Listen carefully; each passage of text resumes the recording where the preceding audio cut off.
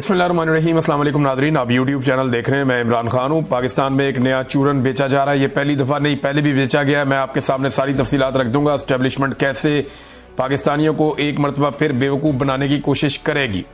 ये नया सौदा जो अब बेचा जाएगा, ये माजी में कब कब बेचा गया और ये किस तरीके से बेचा गया, ये मंजन क्या है, ये मैं आपको बताता हूँ। और ख्वाजा आसिफ साहब का इस्तीफ़ा, क्या वाकई वो इस्तीफ़ा देने जा रहे हैं या उन्होंने इस्तीफ़ा देने का फैसला किया? और ये एडीसीआर जो है, एडिशनल जो डिप्टी कमिश्नर है वहाँ का सियालकोट का, ये इसका इस्तीफ़ा इतना बड़ा है और क्या इतना अहम मामला है? ये मामला है क्या, इस पे बात करते हैं। लेकिन पहले इमरान खान साहब ने जेल से एक स्टेटमेंट दिया है। उनका एक ऑफिशियली स्टेटमेंट आ गया है पाकिस्तान तहरीक इंसाफ के 5 अगस्त के एहतजाज के बाद। उन्होंने कहा जी, जुल्म और जबर के बदतरीन दौर में 5 अगस्त की कॉल पर पाकिस्तानी कौम का बड़ी तादाद में निकलकर एहतजाज रिकॉर्ड करवाना ना सिर्फ काबिल तारीफ है, बल्कि मुल्क पर छाई जुल्म की अंधेरी रात में तुलुए सहर की नवीद है। अवाम ने जैसे तमाम तरफ फस्तायत के बावजूद कल सड़कों पर निकलकर अपनी आईनी हुकूक के लिए एहतजाज रिकॉर्ड करवाया, वो काबिल तहसीन था। मैं बिलखसूस पंजाब की अवाम को खराज तहसीन पेश करता हूँ, जिन्होंने छापों और गिरफ्तारियों के बावजूद खौफ के सब बुतों को तोड़ दिया। सिंध, बलोचिस्तान, गिलगित बल्तिस्तान, आज़ाद कश्मीर, पंजाब और खैबर पख्तूनख्वा की अवाम जिस तादाद में 5 अगस्त को मुल्क गिर एहतजाज में शामिल हुए, वो शाबाश के मुस्तहिक हैं। लीडरशिप पर प्रेशर के बावजूद भरपूर मुल्क गिर एहतजाज अवामी शऊर और बेदारी का शानदार मजहर है। पाकिस्तान की तारीख में आज तक किसी डिक्टेटर के मार्शल दौर में इस कदर जुल्म नहीं हुआ जितना आसिम लॉ में आसिम मुनीर कर रहा है। मौजूदा दौर का मवाजना ना सिर्फ याया खान के दौर से किया जा सकता है, जब अवामी राय को रोंदने की गर्ज से मुजीबुर रहमान की पार्टी और अवाम पर फस्तायत के पहाड़ तोड़े गए और महज अपने इक्तदार के लिए मुल्क को 2 लख्त कर दिया गया था। आज मुल्क में जो हो रहा है वो सकूते ढाका के दौर की याद ताज़ा करता है। तब भी जमहूरियत का गला घोंटकर कानून की बालादस्ती का मुकम्मल खात्मा कर दिया गया था। मीडिया की आज़ादी और एहतजाज का हक छीन लिया गया था और मुल्क में सिर्फ जंगल का कानून नाफिज था। इस जबर के निज़ाम से निजात सिर्फ तब मुमकिन है जब ये कौम यकजा होकर खड़ी होगी। हमारी तहरीक का अगला अहम दिन 14 अगस्त है। ये वो दिन है जब हमारे आबाओ अजदाद ने कुर्बानियां देकर अंग्रेजों से तो आज़ादी हासिल कर ली थी, लेकिन कौम आज तक हकीकी आज़ादी से महरूम है। इस मुल्क में जब तक आइन और कानून की बहाली नहीं होगी, आज़ादी नहीं मिलेगी। 14 अगस्त को वतन अजीज में जारी फस्तायत के खिलाफ पूरी कौम एक मरतबा फिर भरपूर अंदाज में निकले। हमें इस माफिया से आज़ादी लेना होगी और आज़ादी लेना तब ही मुमकिन होता है जब कोई कौम कुर्बानी देने को तैयार होती है। मैं खुद अपनी कौम की खातिर जेल में बदतरीन हालात काट रहा हूं। यहां मौजूद कैदी भी एतराफ करते हैं कि ऐसा सलूक तो किसी आम कैदी के साथ भी नहीं होता जैसा कि मेरे साथ किया जा रहा है। मुझे तोड़ने की नाकाम कोशिश में मेरी अहलिया बुशरा बेगम को भी बदतरीन हालात में रखा जा रहा है, मगर मैं फिर भी आइन और कानून की बालादस्ती और जमहूरियत की बहाली के लिए कुर्बानी दे रहा हूं। हकीकी आज़ादी हासिल करने के लिए हम सबको मिलकर कुर्बानी देना होगी। मैं इस डाकू डफर अलायंस के आगे कभी नहीं झुकूंगा और आसिम ला को कभी भी तस्लीम नहीं करूंगा। मुझे सारी जिंदगी भी जेल में रहना पड़े, मैं उसके लिए तैयार हूं। अच्छा, एक बात याद रखें, इमरान खान साहब फौज के बारे में कोई बात नहीं करते। वो फौज को बुरा नहीं कह रहे, बल्कि वो कई दफा कहते हैं कि मुल्क भी मेरा, फौज भी मेरी। वो आसिम मुनीर के खिलाफ बात करते हैं और वो फौज को और आसिम मुनीर को अलग अलग रख के देखते हैं। जो मैंने समझा इमरान खान साहब के पिछले चंद ट्वीट्स में, मुझे ये समझ आया कि इमरान खान साहब अब आसिम मुनीर को और फौज को 2 अलग अलग एंटिटीज देखते हैं। उन्हें लगता है कि वो फौज को, बल्कि वो कहते भी हैं कि फौज के इदारे को तबाह कर रहे हैं आसिम मुनीर साहब और नुकसान पहुंचा रहे हैं। यही बात जो है वो उसने भी की थी गंडापुर साहब ने, लेकिन बाद में उन्होंने बात को ट्विस्ट दे दिया। याद रखें कि बहादुर कौमों को दुनिया में कोई ताकत शिकस्त नहीं दे सकती। तमाम पाकिस्तानी जेल जाने का खौफ अपने दिल से निकाल दें। मेरा तहरीक इंसाफ के जिम्मेदारान को भी खसूसी पैगाम है कि अपने दिलों से जेल का डर निकाल कर लोगों की क़यादत करें और जमहूर की आवाज़ पर लब्बैक कहते हुए क़यादत फराहम करें। खैबर पख्तूनख्वा में ऑपरेशन सिर्फ और सिर्फ तहरीक इंसाफ को कमज़ोर करने के लिए हो रहा है। ऐसा ही ऑपरेशन ANP के दौर में भी किया गया था और मुशर्रफ दौर की नाकाम पॉलिसियों को अपनाकर ANP खैबर पख्तूनख्वा में खत्म होकर रह गई। मेरा हमेशा यह मौक़िफ़ रहा है कि फौजी ऑपरेशन किसी मसले का हल नहीं होता, बल्कि इससे दहशतगर्दी, नफरत और तबाही मजीद फैलती है। कबायली इलाकों में कोई नया ऑपरेशन हरगिज़ नहीं होना चाहिए। वहाँ के मसाइल का हल मकामी और अवाम के मुंतखब नुमाइंदों की बातचीत से ही मुमकिन होगा। सिर्फ अफगानिस्तान से रद्द-ए-अमल की उम्मीद में अफगान मुहाजिरीन को जिस बेदर्दी से बेदखल किया गया वो भी अफसोसनाक है। अफगानिस्तान से कोई रद्द-ए-अमल नहीं आया तो अपने ही लोगों पर बंदूक उठाकर हालात खराब करने की अफसोसनाक कोशिश की जा रही है। एक मरतबा फिर वाजे कर रहा हूं कि जिन मेंबरान असम्बली को ना हक ना अहल किया गया है उनकी नशस्तों पर कोई इंतखाब नहीं लड़ेगा। इन लोगों ने तमाम मुश्किलात के बावजूद तहरीक इंसाफ पर यकीन किया और पार्टी का साथ नहीं छोड़ा, लिहाजा ये सीटें उन्हीं का हक है। ज़िमनी इलेक्शन में हिस्सा लेने का मतलब यह होगा कि हम उनके नाजायज अमल को जायज करार दे रहे हैं। ज़िमनी इलेक्शन में हिस्सा लेना हमारे लोगों की कमर में छुरा घोंपने के मुतरादिफ होगा। अच्छा, ये बात तो किसी ने सोची नहीं थी, इमरान खान साहब ने कही है कि भाई जिन लोगों ने वफादारी की, जैसा कि सरताज गुल वजीर है, जैसा कि साहबजादा हामिद रजा है, या बाकी लोग हैं जो पाकिस्तान तहरीक इंसाफ के शिबली फराद, उमर अयूब साहब बहुत बड़ा नाम है और बहुत बड़ा सियासी नाम है, साथ में इमरान खान साहब का उन्होंने बहुत मुश्किल में साथ दिया। अगर इनकी जगह पे दूसरे उम्मीदवार खड़े किए जाएंगे तो ये तो इनकी पीठ में छुरा घोंपने के मुतरादिफ होगा कि जनाब आपने अपनी लड़ाई लड़ ली, आपको फारिग कर दिया गया तो हमने भी आपको फारिग कर दिया। ये बड़ी गहरी बात इमरान खान साहब ने की है। आइन और कानून की बहाली के लिए कामयाब ऑल पार्टीज कॉन्फ्रेंस के इनेकाद, कौमी डायलॉग के आगाज और अहम कौमी मसाइल के हल पर मुतफ़िक़ा तजावीज़ पेश करने पर तमाम शुरका और ऑर्गेनाइजर खसूसन तहरीक तहफ़्फ़ुज़ आइन के ओहदेदारान मुबारकबाद के मुस्तहिक हैं। ये इमरान खान साहब ने जेल में बातचीत की और इस बातचीत को ऑफिशियली पाकिस्तान तहरीक इंसाफ ने ट्वीट कर दिया। अब आ जाए नाज़रीन उन खबरों की तरफ जो फैलाई जा रही हैं और जो फैल रही हैं।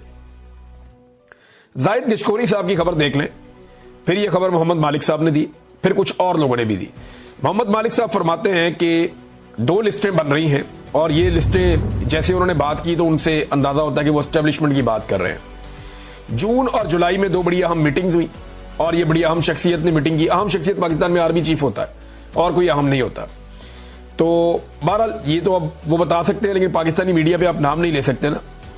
तो उन्होंने कहा जी, उन्हें बताया गया कि 2000 अरब से जायद पिछले 2-3 सालों में करप्शन हो गई है। ये 2-3 सालों में, जब से आर्मी चीफ हैं आसिम मुनीर साहब और जब से रिजीम चेंज ऑपरेशन किया था जनरल बाजवा ने, तब से लेकर अब तक 2000 अरब से जायद की करप्शन होगी, उनको ये बताया गया। फंड में करप्शन और इदारों के लोग शामिल हैं, जो फंड तरक्याती दिए जाते हैं उसमें भी करप्शन हो रही है, इदारों के लोग भी बीच में शामिल हैं और इदारा इन्वॉल्व हो गया। इदारा इन्वॉल्व होने का मतलब ये होता है कि फौज इन्वॉल्व हो गई। इदारा एक ही, जब इदारा कभी कोई सहाफी बोले ना कि इदारा ये सोचता है या इदारा ये कहता है, तो इदारे का मतलब होता है फौज। तो कह रहे इदारा इन्वॉल्व हो गया और अब एक लिस्ट बन रही है जिसमें पहले 500 केसेस पकड़े जाएंगे। इनमें कुछ सियासतदान शामिल किए हुए, ब्यूरोक्रेट शामिल किए हैं, लटरम पटरम इधर उधर से, और जनाब रिकवरी की जाएगी। और ये टारगेट रखा गया कि 500 अरब भी पहले रिकवर हो जाए शुरू में, तो ये एक अच्छा स्टार्ट हो जाएगा। ये तो अब एक खबर दी ना। दूसरी, जाहिद गिशकोरी साहब ने खबर दी। उनकी खबर के मुताबिक पाकिस्तानी हुकूमत को 58,000 पाकिस्तानियों के बारे में डाटा मिल गया जिनके बैरून मुल्क असासे, अकाउंट्स हैं और जायदादें हैं। इन असासों की कुल मालियत 8 अरब डॉलर है और ये 58 ममालिक में फैले हुए हैं। हाजिर और रिटायर्ड सरकारी अफसर भी इस फहरिस्त के अंदर शामिल हैं, जिनकी तादाद 750 है। फहरिस्त में शामिल दीगर अफराद में 56 सियासतदान, 300 बड़े और छोटे ताजिर और 37,000 पाकिस्तानी शामिल हैं, जिन्होंने गुज़िश्ता 15 सालों में अपनी शहरियत तर्क कर दिया, पाकिस्तानी शहरियत छोड़ के बाहर चले गए। तो बिलाखिर वेनेजुएला में रजीम चेंज हो गया है। अब तक की जो इतलात है उनके मुताबिक जो बेसिकली हुआ वो ये हुआ कि रात गए वहाँ वेनेजुएला में बहुत बमबारी हुई उनके दारुल हुकूमत के ऊपर, और वेनेजुएला का जो दारुल हुकूमत है वहाँ पे बमबारी के बाद बहुत बड़े बड़े धमाके सुने गए। काफ़ी जो है वो एक अफरा तफरी फैल गई, वहाँ की बिजली बंद हो गई। काराक्स नाम है वहाँ के दारुल हुकूमत का। 7 बड़े धमाके हुए और जेट की परवाज़ें सुनी गई, जो लड़ाका तैयारे हैं उनकी बड़ी नीची परवाज़ें वहाँ पे सुनी गई। काफ़ी खौफ व हरास फैल गया और उसके बाद बिजली मुअत्तल हो गई। और फिर जब मतला साफ हुआ तो पता चला कि एक ऑपरेशन के नतीजे में वेनेजुएला के सदर और उनकी एहलिया को अमेरिका ने गिरफ्तार कर लिया और अमेरिकन फोर्सेस जो वहाँ पे आई उन्होंने, अच्छा ये बड़ा अजीब वाक़या है, नॉर्मली ऐसा होता नहीं है। एक दूसरा मुल्क है, उसका मरकज़ी हिस्सा है और उसका दारुल हुकूमत है, उसके मरकज में जाके अमेरिकन स्पेशल फोर्सेस ने ना सिर्फ पहले धमाकों के साथ बड़ा खौफ व हरास फैलाया और बड़े तरीके से पूरे निज़ाम को कंट्रोल किया, और उसके बाद उन्होंने सदर को और उनकी अहलिया को गिरफ्तार कर लिया। अब कुछ तस्वीर भी आ रही हैं जिसमें उनको मुंतकिल किया जा रहा है। तो इसको आप ज़हन में रखें, ये कोई आसान नहीं है, ऐसा होता नहीं है, और तब तक तो बिल्कुल नहीं होता जब तक कि आपको अंदर से मदद हासिल ना हो। कम से कम आपके पास इतनी सपोर्ट होनी चाहिए उस मुल्क के अंदर कि आप ये ऑपरेशन कामयाबी से कर सकें। तो अगर अमेरिका ने किया है तो ये कोई इतना आसान नहीं था। अब देखना ये है कि वेनेजुएला की जो पब्लिक है वो इसके ऊपर कैसे रिस्पॉन्ड करती है। लेकिन वहाँ का जो वज़ीर दिफा है या वहाँ के जो दिफाई इदारे वो कह रहे हैं जी पूरे मुल्क में हम अपनी फोर्सेस को फैला देंगे और वो कंट्रोल करने की कोशिश करेंगे चीज़ों को, हालात को। बहरहाल जो कराक्स के ऊपर अमरीकी हमले का आगाज़ हुआ, पाकिस्तान में दोपहर का वक्त था, तो अमेरिका में लगभग रात का वक्त था, आधी रात का।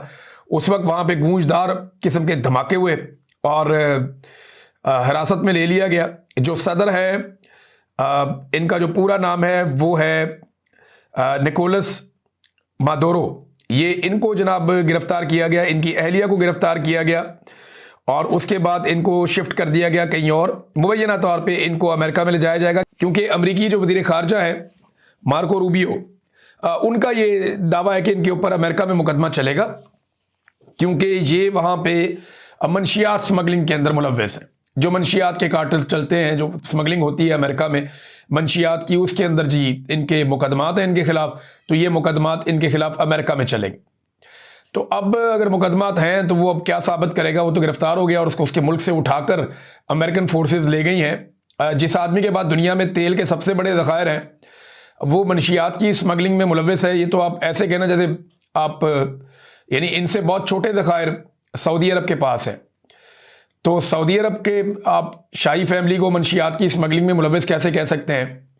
तो ये तो आदमी वो है जिसके बाद दुनिया के सबसे बड़े ज़खायर और मुल्क का कंट्रोल उसके पास, वो वहाँ का सदर था। लेकिन चलें, उसके ऊपर ये इल्ज़ामात हैं। अब अमेरिका इनको उठाकर ले गया, एक रजीम चेंज और हो गया और अमेरिका ने कर दिया, ताकत के बलबूते पर किया है।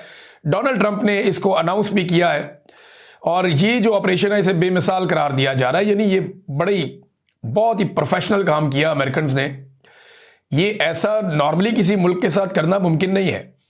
यानी ये तो पूरी दुनिया के लिए खतरे की घंटी बज गई है कि अमेरिका जब चाहे किसी इस तरह के या इस नौयत के किसी भी मुल्क के अंदर उसके हुक्मरानों को उठाकर अगर अमेरिका में या कहीं और लेकर जाना चाहे तो अमेरिका ये कर सकता है।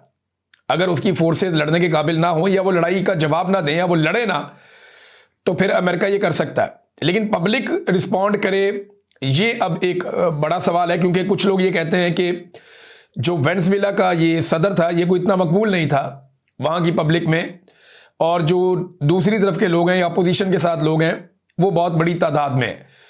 और जो 2024 में इलेक्शन हुआ था वेनेजुएला में, उसके ऊपर भी उंगलियां उठाई जाती हैं कि वहाँ पे इलेक्शन साफ और शफाफ नहीं हुआ था, जिसके नतीजे में इसकी हुकूमत बनी थी। तो अमेरिका उसको इलेक्शन को भी नहीं मानता था। वैसे तो पाकिस्तान में भी इसी तरह हुआ, लेकिन वहाँ पे अमेरिका ने कभी तवज्जो नहीं दी। मैं ये नहीं कह रहा कि पाकिस्तान वेनेजुएला की तरह कोई कमज़ोर मुल्क है या कोई आकर ऐसे हमारे हुक्मरानों को उठा के ले जा सकता है, लेकिन मैं ये कह रहा हूँ कि अमेरिका का ये जो मेयार है ये दोहरा है। ये अलग अलग जगह पे अलग अलग है। वेनेजुएला में किसी और तरह देखते हैं, ईरान में किसी और तरह देखते हैं, पाकिस्तान में किसी और तरह देखते हैं, बाकी मुल्कों में किसी और तरह देखते हैं। तो अमेरिकन का अपना अपना देखने का तरीका है। वो अपने मुल्की मफाद के मुताबिक अपने फैसले करते हैं जो उन्हें सूट करता है। जो वेनेजुएला की मारिया कुरीना है, ये अपोजिशन लीडर है वहां की। देखिए, जब भी कुछ होता है ना वो उसका स्टेप बाय स्टेप हर चीज हो रही होती है। मारिया कुरीना को 2025 में अमन का नोबेल इनाम दिया गया, जो डोनाल्ड ट्रंप लेना चाहते थे, लेकिन मारिया कुरीना को वो मिला। और मारिया कुरीना जो है वो वहां पे कैदोबंद की सहूलतें काट रही थी वेनेजुएला में। और मारिया कुरीना अमेरिका के साथ हर तरह का ताउन करने को तैयार है। हत्ता कि जब उन्हें मिला अमन का नोबेल इनाम तो उन्होंने उसे डोनाल्ड ट्रंप के नाम किया और डोनाल्ड ट्रंप ने उन्हें मुबारकबाद भी दी। तो यहां से ये पता चलता है कि अपोजिशन वहां की जो है वो डोनाल्ड ट्रंप के साथ है और जो हुकूमत है उसकी डोनाल्ड ट्रंप के साथ लड़ाई थी।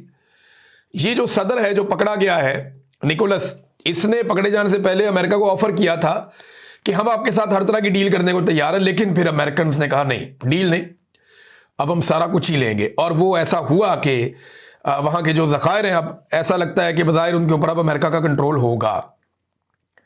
देखिए, इसके बाद अमेरिका और कहां जा सकता है। ईरान में भी इस वक्त एक अवामी तहरीक चल रही है, वहां पे महंगाई की वजह से और जो उनकी प्राइस बहुत ज्यादा कम हो गई, उनके पैसे की वैल्यू बहुत कम हुई है ईरान के, यानी अब बहुत ज्यादा पैसे आप दें तो आपको $1 मिलता है। पाकिस्तानी करेंसी के मुकाबले में भी बिल्कुल तबाह बर्बाद हो गई ईरानी करेंसी, और ये आलमी पाबंदियों की वजह से हुआ। उन पे बहुत सारी आलमी पाबंदियां भी लगी हुई हैं, उनके ऊपर जो है वो शिकंजा कसा हुआ है आलमी सतह पे, वो तिजारत नहीं कर सकते। तो ये वजूहात हैं जिनकी वजह से उनकी जो करेंसी है वो बहुत डी वैल्यू हो गई, महंगाई बहुत बढ़ गई है। तो ईरान के अंदर लोग निकल आए, वो एहतजाज कर रहे हैं, तो अमेरिका उनको भी सपोर्ट करता है, जो ईरानी हुकूमत के खिलाफ लोग निकल रहे हैं। और अमेरिका मुंतज़िर है कि एक बड़ी अवामी तहरीक ईरान के अंदर किसी तरह चल जाए, क्योंकि वो हमेशा ईरानी रजीम के खिलाफ उठने वाली हर आवाज़ को अमेरिकन सपोर्ट करते हैं, और उनके हमायती जो बाकी लोग हैं वो हर उस आवाज़ को सपोर्ट करते हैं जो ईरान के मौजूदा रजीम के खिलाफ उठती है। और अभी जो महंगाई और ये करेंसी की जो गिरावट है, इसके बाद जो आवाज़ें उठ रही हैं, अमेरिका ने कहा जी कि अगर आपने इनको मारा या इनके साथ कोई ज्यादती की तो हम इनकी मदद के लिए आएंगे। क्या जो कुछ अमेरिका ने अभी वेनेजुएला में किया, ऐसा कोई तजर्बा ईरान में किया जा सकता है? देखिए, हर जगह के हालात के मुताबिक फोर्सेस डिसाइड करती हैं कि यहां पे किस नौयत का ऑपरेशन करना है। तो ईरान इतना तरन वाला तो नहीं है कि बड़े आराम से कोई आएगा और निकल लेगा, लेकिन अमेरिका के पास हर चीज के लिए एक मखसूस मुद्दत का प्लान होता है। तो अभी इनकी नजर रहेगी ईरान के ऊपर, और मुझे जाती तौर पे ऐसा लगता है कि ईरान के बाद ये नजर तुर्की पे जरूर जाएगी, क्योंकि तुर्की में भी 2016 में एक coup की कोशिश नाकाम हो चुकी है और सरवाइव कर लिया था तैयब एर्दोगान ने, आज से 9 साल पहले। अब तो 10वां साल शुरू हो गया। तो तैयब एर्दोगान जो है वो कोई इतनी पसंदीदा शख्सियत नहीं है आलमी एस्टेब्लिशमेंट की।